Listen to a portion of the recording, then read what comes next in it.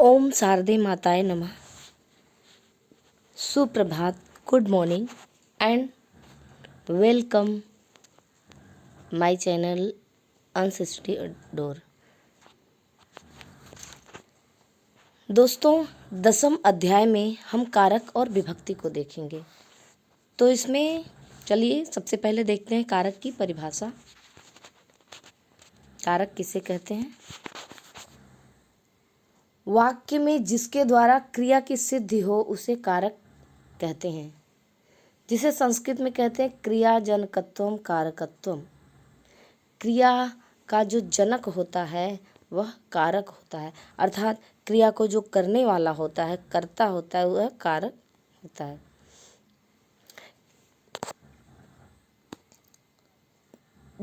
किसी वाक्य में क्रिया के संपादन में सहायता करने वाले कारक कहते हैं।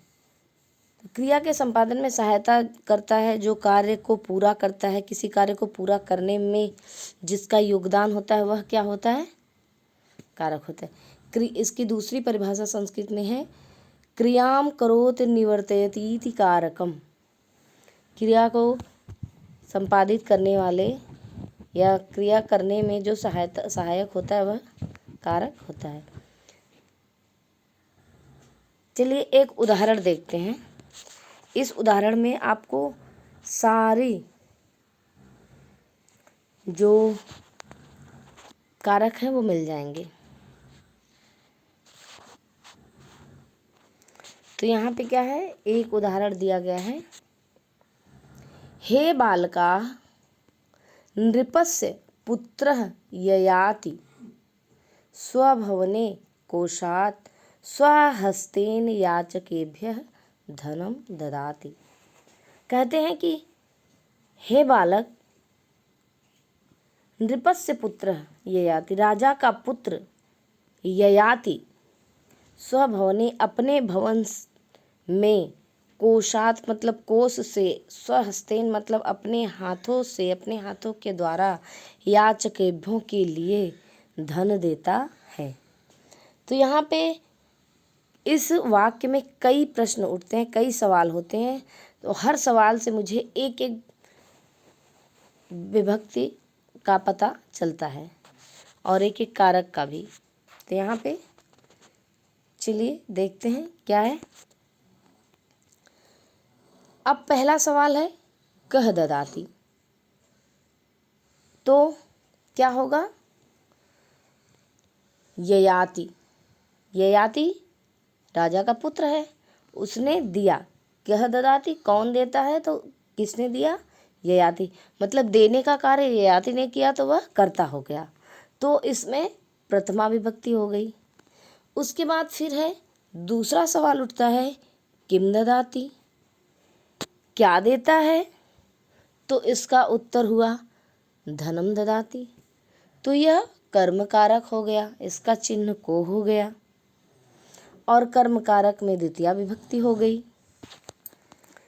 फिर है केन ददाती, किससे दिया?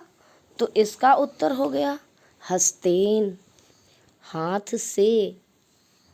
क्रिया करने का जो माध्यम होता है वह करण कारक होता है। तो यहाँ पे हमें करण कारक भी पता चल गया। और इसमें हो गई तृतीया विभक्ति हस्तेन, हाथ से, जिसका चिन्ह क्या है?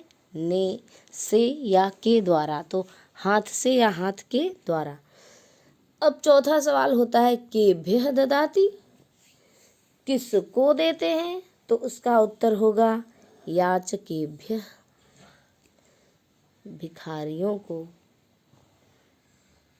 भिक्षुकों को। तो जिसको दिया जाता है उसमें संप्रदान कारक होता है और संप्रदान कारक में चतुर्थी विभक्ति होती है। तो यहाँ पे याचकेभ्यः क्या है? चतुर्थी विभक्ति संप्रदान कारक का रूप है। फिर सवाल होता है आगे कस्मात् ददाति, कहाँ से दिया? तो उत्तर हुआ कोशात, कोष से, अपने खजाने से दिया। तो जहाँ से कोई वस्तु अलग होती है वहाँ पंचमी विभक्ति होती है। यहाँ पे खजाने से उन्होंने धन को अलग किया, अलग करके फिर याचकों को दिया, तो वह क्या हो गए, पंचमी विभक्ति हो गई। अब फिर छठवां है कुत्र ददाति, स्वभवने। कहाँ पर दिया, अपने भवन में। जहाँ पर कार्य होता है, जिस स्थान पर कार्य किया जाता है वह क्या होता है, अधिकरण कारक होता है। तो स्वभवन, भवने क्या हो गया, अधिकरण कारक हो गया, और अधिकरण कारक में सप्तमी विभक्ति होती है।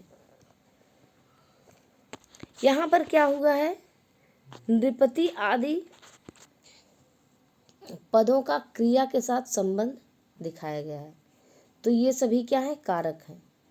संस्कृत में कारक की संख्या 6 होती है, और संबंध तथा संबोधन को क्रिया से सीधे संबद्ध न होने के कारण कारक नहीं माना जाता, क्योंकि ये संबंध और संबोधन सीधे कर्ता से संबद्ध होते हैं, इसलिए इन्हें कारक नहीं माना जाता। किंतु ददाति, क्रिया ददाति से सीधा संबंध यहाँ पे नहीं होता। इसी तरह से हे बालका, हे बालकों का भी क्रिया से सीधा संबंध नहीं है। तो हे बालका और नृपस्य पद, इन दोनों पदों में षष्ठी और संबोधन है, जिसका कि क्रिया से सीधा संबंध नहीं है। तो इस तरह से कारकों की जो संख्या हो गई वह हो गई कुल मिलाकर कितनी, कर्ता, कर्म, करण, संप्रदान, अपादान तथा अधिकरण। ये 6 कारक होते हैं संस्कृत में।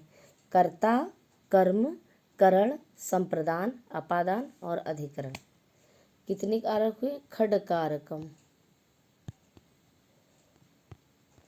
ये 6 कारक हुए। चलिए अब देखते हैं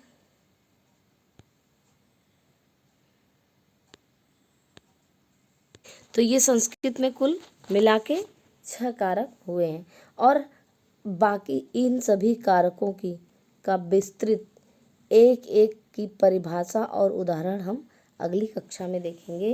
कर्ता, कर्म, करण, संप्रदान, अपादान, अधिकरण।